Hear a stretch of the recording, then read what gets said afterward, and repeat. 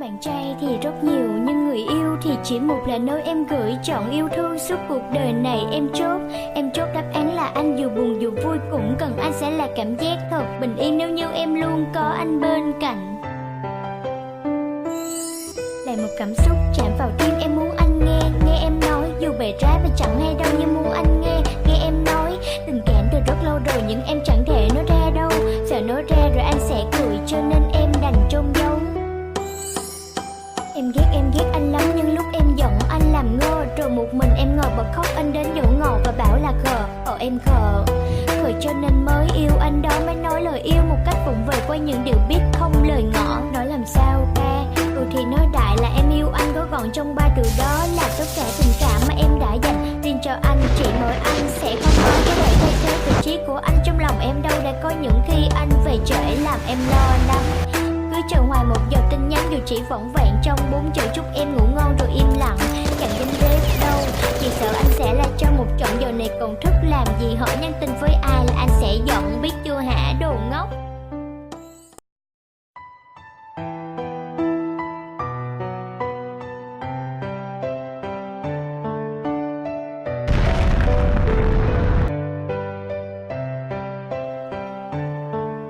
Bạn trai thì rất nhiều nhưng người yêu thì chỉ một là nơi em gửi. Chọn yêu thương suốt cuộc đời này em chốt đáp án là anh. Dù buồn dù vui cũng cần anh, sẽ là cảm giác thật bình yên nếu như em luôn có anh bên cạnh. Là một cảm xúc chạm vào tim, em muốn anh nghe em nói. Dù bề trái và chẳng hay đâu nhưng muốn anh nghe em nói. Tình cảm từ rất lâu rồi nhưng em chẳng thể nói ra đâu. Sợ nói ra rồi anh sẽ cười cho nên em đành chôn giấu. Em ghét anh lắm nhưng lúc em giận anh làm ngơ. Rồi một mình em ngồi bật khóc, anh đến dỗ ngọt và bảo là khờ.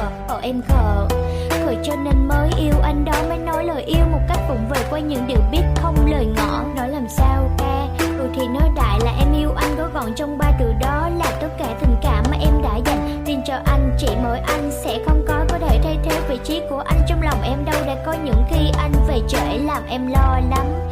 Cứ chờ hoài một giờ tin nhắn dù chỉ vỏn vẹn trong 4 chữ chúc em ngủ ngon rồi im lặng. Chẳng dám rep đâu, vì sợ anh sẽ là cho một trận. Giờ này còn thức làm gì, hỏi nhắn tin với ai là anh sẽ giận, biết chưa hả đồ ngốc. Trong con tim này nè, nó chỉ có mỗi mình anh thôi. Dù có những lúc anh làm em giận chẳng thèm quan tâm, anh xin lỗi. Nhưng hãy đặt niềm tin ở nơi em, người em yêu nhất chỉ mình anh. Hãy yêu đi và đừng yếu lòng, mặc kệ là hai từ khoảng cách. Luyện được phi trước dù sóng gió, anh hãy mạnh mẽ mà bước nhanh. Anh đừng bao giờ để gục ngã vì luôn có em ở bên cạnh. Anh nghe em nói tình cảm chúng mình đừng để vụt cạn mà buông tay. Anh nghe em nói dù có khó khăn chúng ta cùng bước đừng dừng lại. Và sẽ có những khi yếu lòng khiến em suy nghĩ lung tung. Anh đừng chấp nhất và hãy bỏ qua. Hãy bảo là em luôn đúng ở trong tình yêu, cần sự quan tâm và nhất là nhường nhịn nhau. Sẽ không có thể chia cắt tình cảm chúng ta mãi về sau. Trong mọi tình huống, quý vị yêu đu đi cho ai xem khi chính bàn tay ấy đã buông. Là do em sao, chia tay là lỗi với em sao. Cố làm tất cả để cho anh vui, vô tình tổn thương tự mình tạo niềm vui cho anh. Nỗi buồn em gánh vì không muốn mình phải chi phối. Em không thể giữ anh ở bên cạnh nữa, em cố sức rồi.